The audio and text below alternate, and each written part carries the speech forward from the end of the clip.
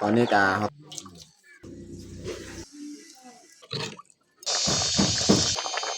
ผักคะขะแยงอีกเนาะ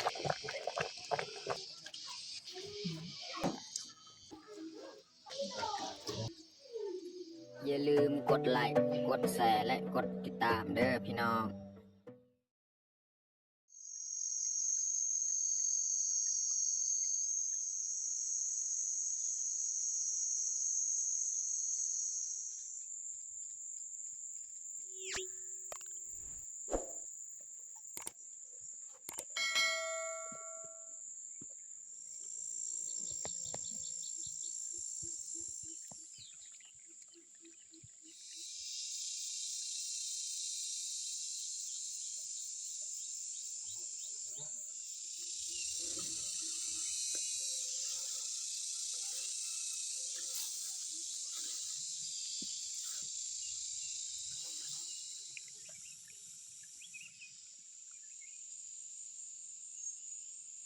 ครับสบายดีแล้วก็สวัสดีเบิร์ดสู่ครูสู่คนเนาะยินดีต้อนรับเขาสู่สองบ่าวยืงเนาะ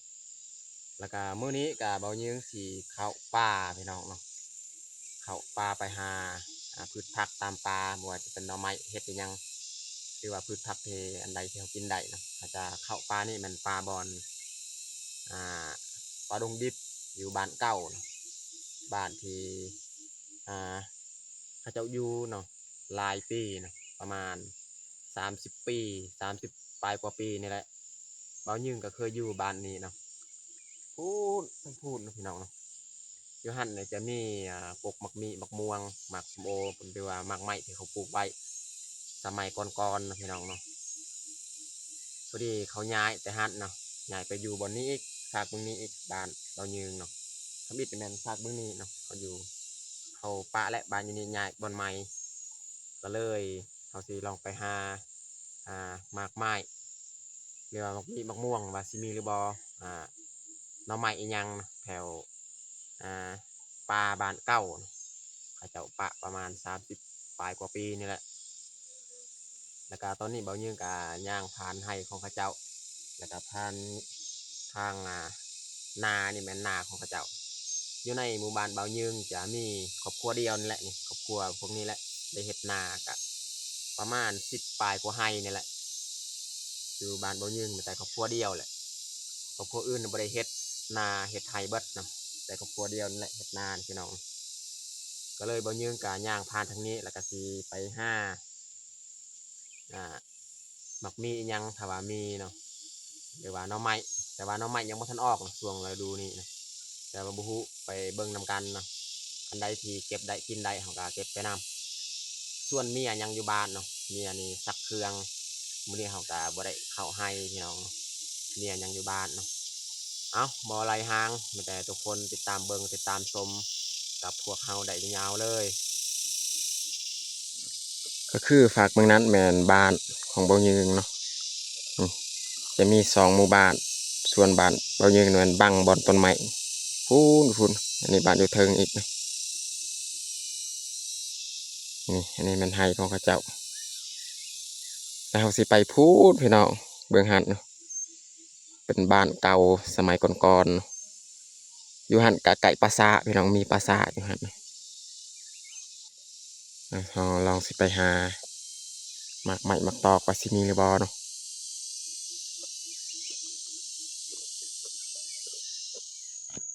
นี่เพาะเห็ดเลยพี่น้องเนาะดอกหนึ่งเห็ดค่อนข้างงามๆพี่น้องนี่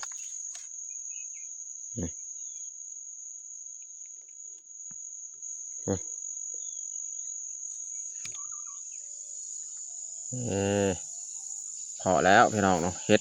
ค่อนข้าว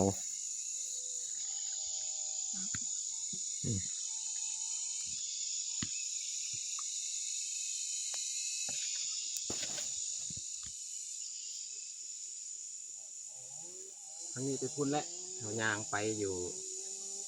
ป่าดงดิบอยู่บ้านเก่าพี่น้องเรื่องนี้ไปพุ่นเนี่ยจะโมไกลดอกพี่น้องใกล้ๆใกล้ๆแถวปราสาทมันมีปราสาททางหันพี่ยางไปตามนี้เลย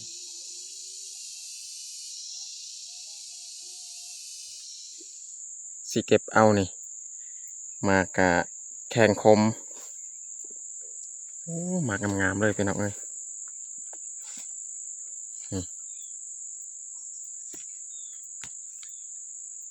กินกับปลาก้อยกับลาบนี่แห้งคักพี่น้อง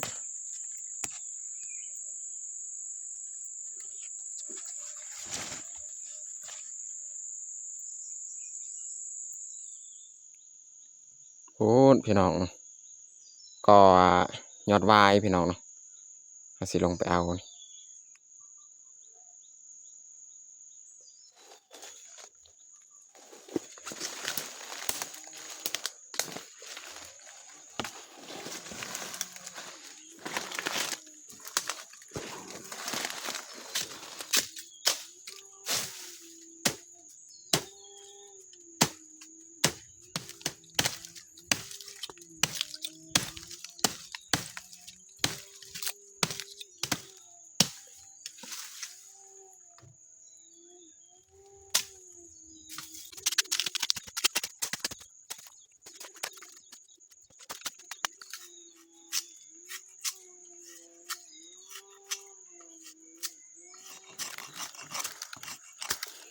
เราต้องถากออกหน้าของมัน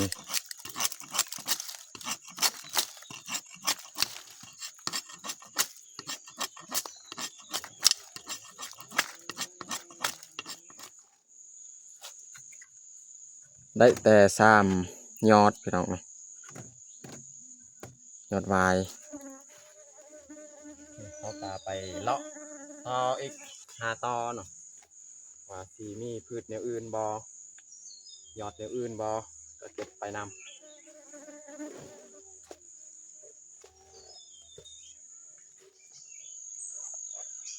นี่แหละ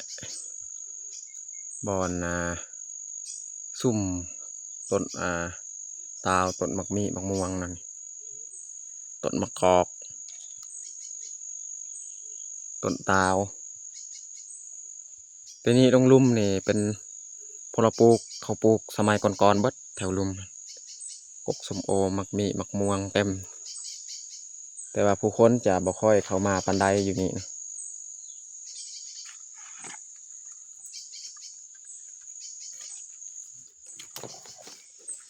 ป้ามักมีกำลังหมากบางทีเขาสิเก็บมักมีหั่นนะพี่น้อง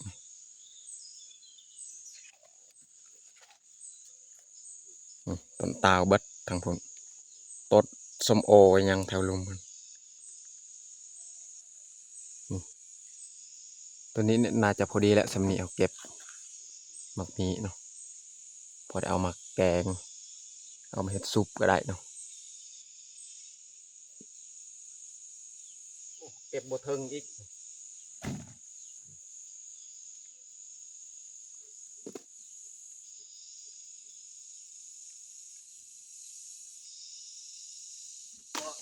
โอ้ย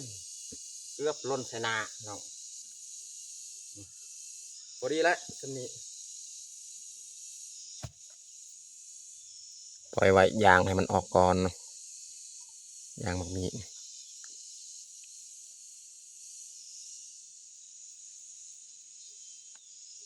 โอ้ยพี่น้องอยู่เทิงนี่แห้งลายขนาดเลยพี่น้องเนาะมักมีนี่แต่ว่ามักมีนี่มันสูงปีนบ่ไหวแหละมันสูง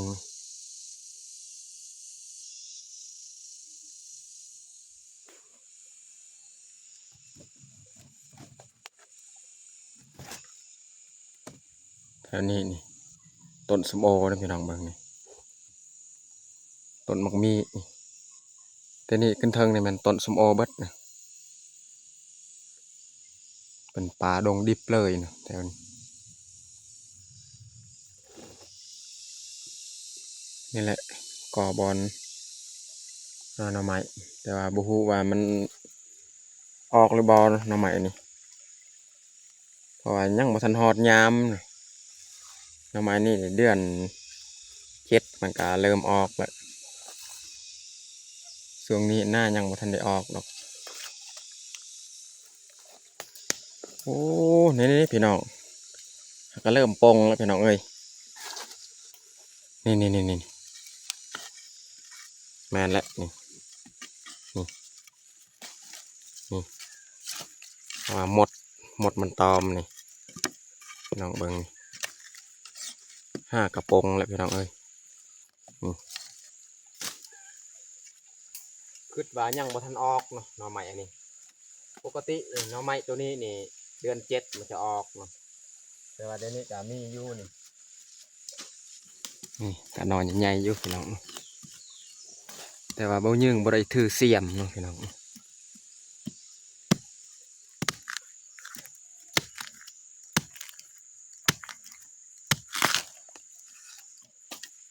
นี่สดๆเลยพี่น้อง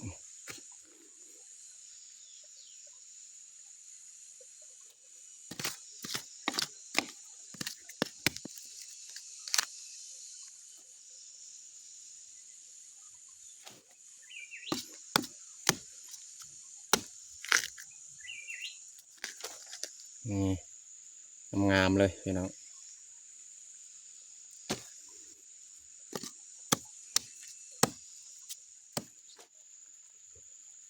ก็ได้ซ้ำมาเอามาเฮ็ดกินนะพี่น้องนี่น้องไม้นี่เขาก็เลาะเบิ่งหอบกอนี่แหละบ่เห็นถือว่าดีแล้วได้แต่สำนี้เพราะว่ามันบ่ทันฮอดยามของมันนี่หาก็ออกพอดีเขาเก็บเอาเลยนะขุดเอาเลยนะจะยัดหน่อไม้เนาะเอาไปปอกจะน้อยอยู่บ้านก็ได้นี่มันบ่ลายดอกนี่เอาไปปอกอยู่บ้าน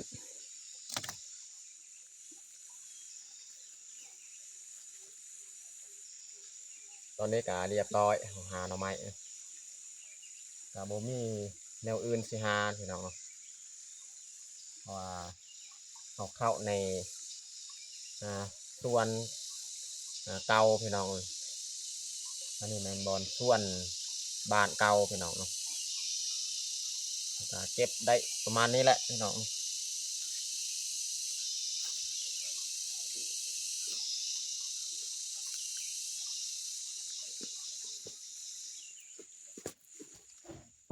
ตอนนี้เขากามาฮอดบ้านเนาะ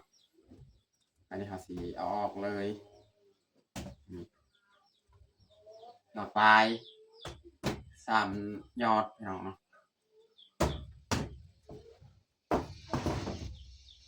ตอนเที่ยงมื้อนี้นี่น่าจะบ่ทันและเขาเฮ็ดหน่อไม้พี่น้องนี่หน่อไม้แต่เขาสิมาเฮ็ดตอนแรงจังหน่อยเนาะมี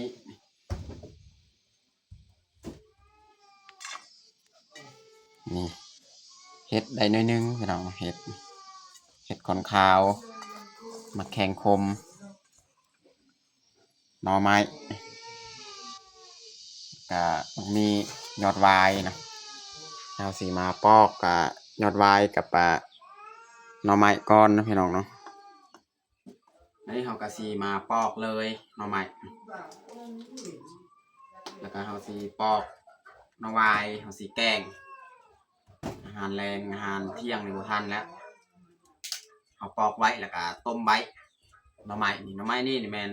เขาต้องได้ต้มก่อนเนาะต้มให้มันออกเบิดน้ำมันคมให้มันจืดเนาะจึงเอาไปแกงเลยนะจังหน่อยเนาะหลังจากเขาต้มแล้วเอามาแกง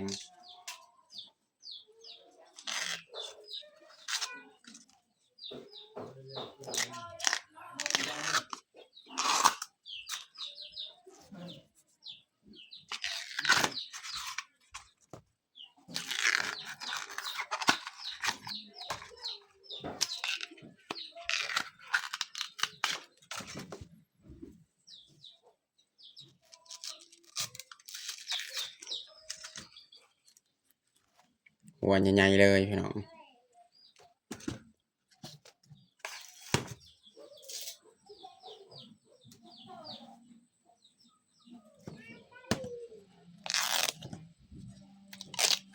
อันนี้เขาจะมาปอกนี่ยอดวายพี่น้องเนาะอ่อนๆงามๆเลยพี่น้องเนาะเขาก็ตัดเอา สำใดมันอ่อนเนาะนี่สำนี้แหละตัวอ่อนนี่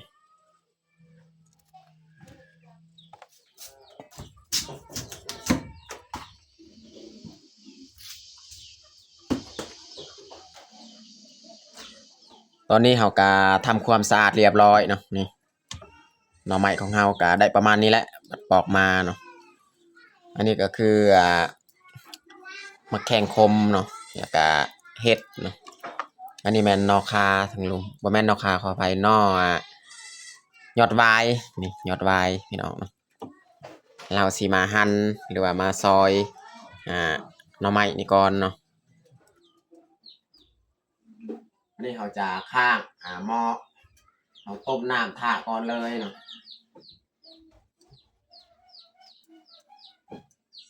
เพื่อน้ำมันฟดแล้วเรา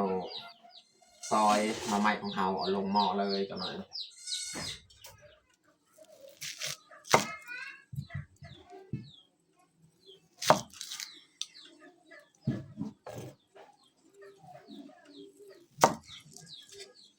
เขาก็ผ่าซ้ำพอดีนะพี่น้องประมาณนี้แหละผ่าแกงหน่อไม้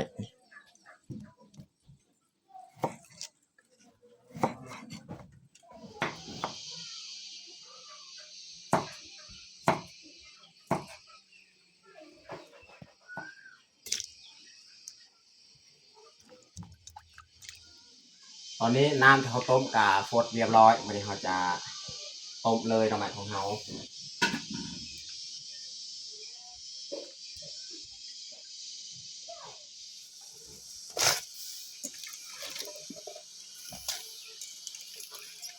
ต้มใบเลยจนมันจืดจังหน่อยเนาะจึงมาแกง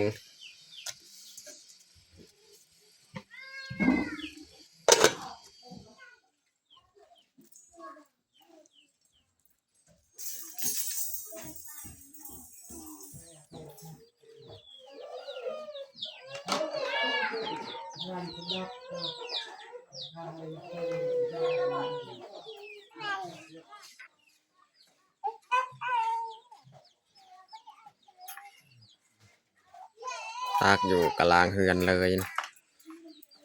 อันนี้ก็ตากไว้คือกัน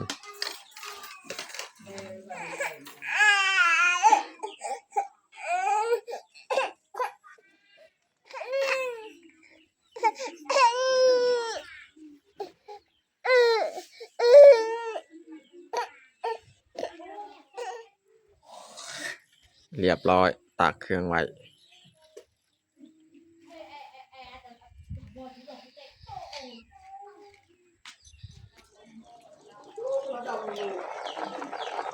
ตอนนี้กาเขาต้มผ่านไปหลายนาทีแล้วพี่น้องน้ำเป็นบกเลย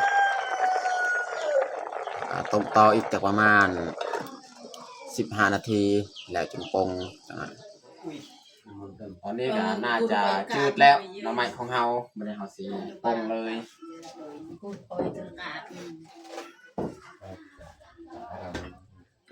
từ lúc đó là thì nó không nhìn từ ca của tụi mấy kẻ đó nhẹ hay ก็ไปอยู่กันคือห้องเนาะ แช่ไว้ใส่น้ำเย็นเลย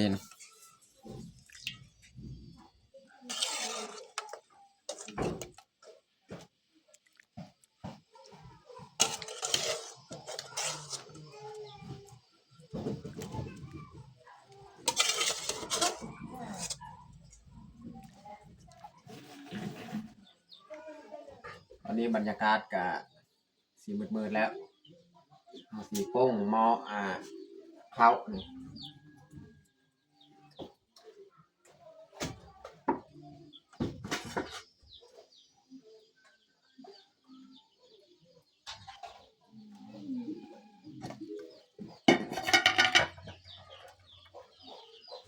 พุ่งข้าวเจ้า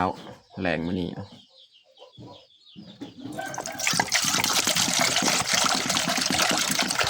ใส่น้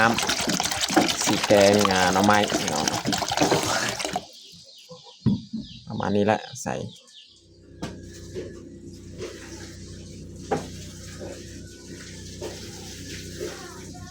น นี่เขาจะค้างหม้อแกงหน่อไม้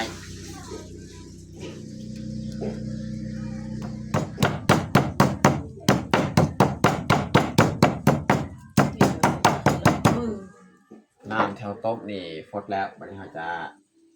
มาใส่เลยนะพี่น้องเนาะใส่เกลือเป็นนัวใส่หน่อไม้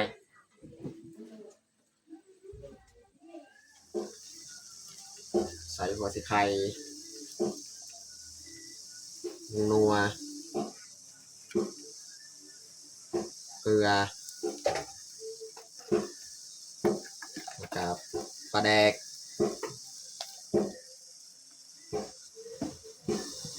น้ำปลา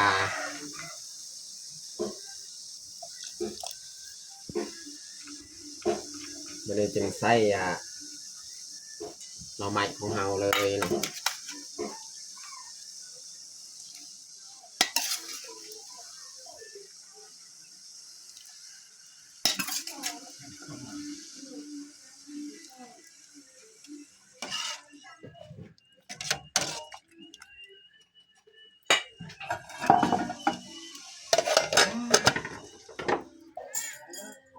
ใส่ข้าวเบื่อพี่น้องนี่เขามาไว้เรียบร้อยเราจะมาตำข้าวเบื่อ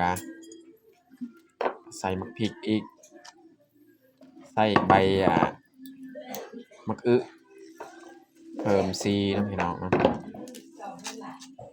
ได้แล้วสำคัญตำเลย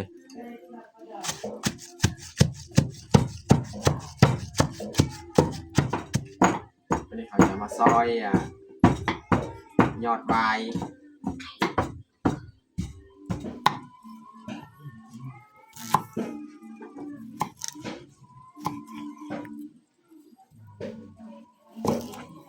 แกงปนกับ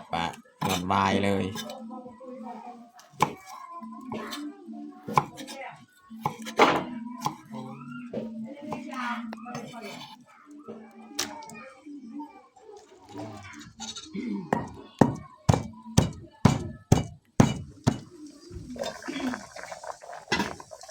วันนี้เขาจะใส่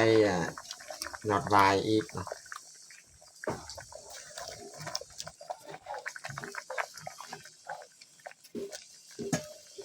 ใส่หมักแขงคมกับพริกหน่วย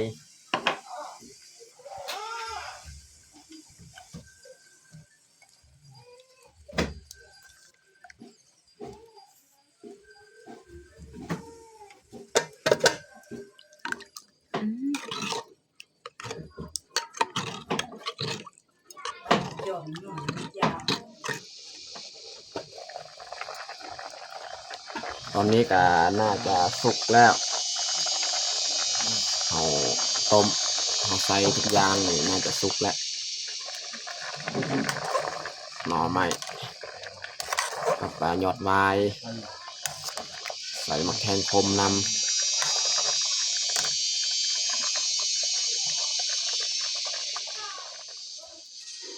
ต่อไปนี่เขาสิใส่ข้าวเบื่อให้เรานะ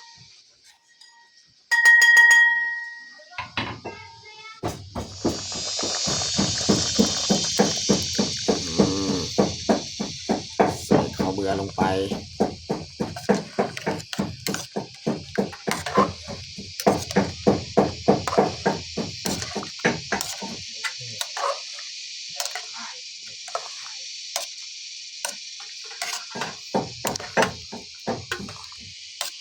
จะเพิ่มสีสันความเข้มข้นเลยเรา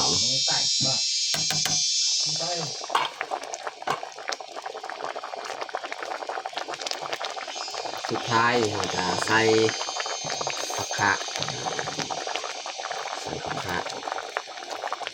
ใส่ขะแยงอีกนะแกงใหม่ของเรากับประมาณนี้แหละพี่น้อง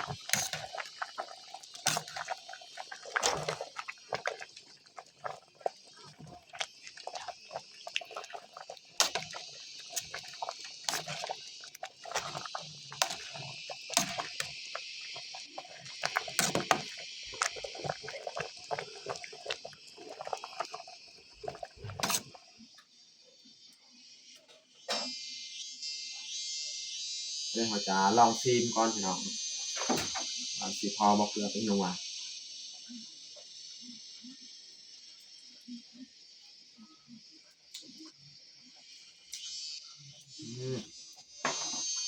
ยังหน่อยนึงเติมเกลืออีกพี่น้องเนาะ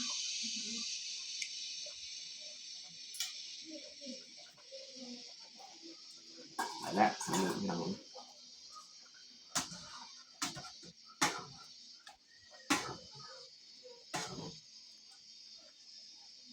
โอเคนี่เราจะปรุงเลย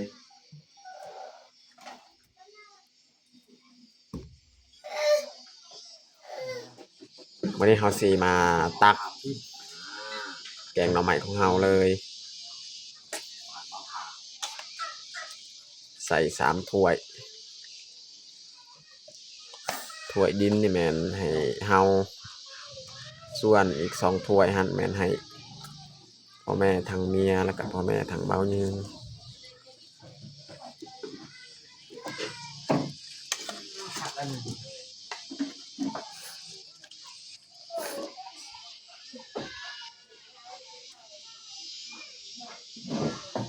ตอนนี้ก็เรียบร้อยตักแต่เมียเอาไปให้2 ถ้วยนี้ให้พ่อแม่ทางเมียพ่อแม่ทางเบายืนเอาไปเลย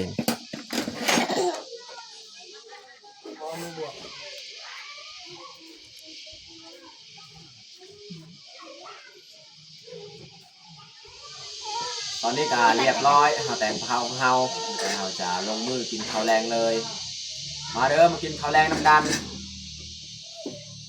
มาเด้อทุกคนมากินข้าวแรงน้ำกันเมื่อวันก่อนโดน บุรี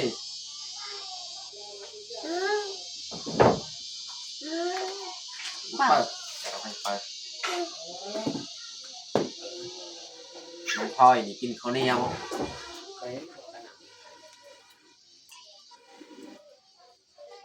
น้องพลอยนี่ของกินต่างหากน้องพลอยบ่กินแกงหน่อไม้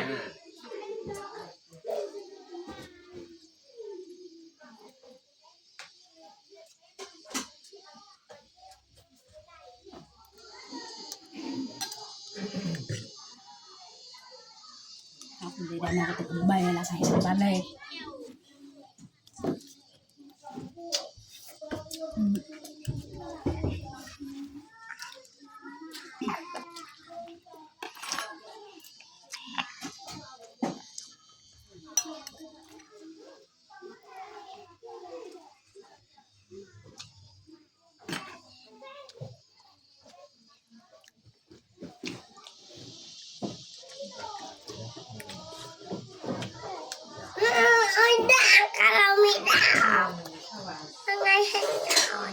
คนหนึ่งเกรด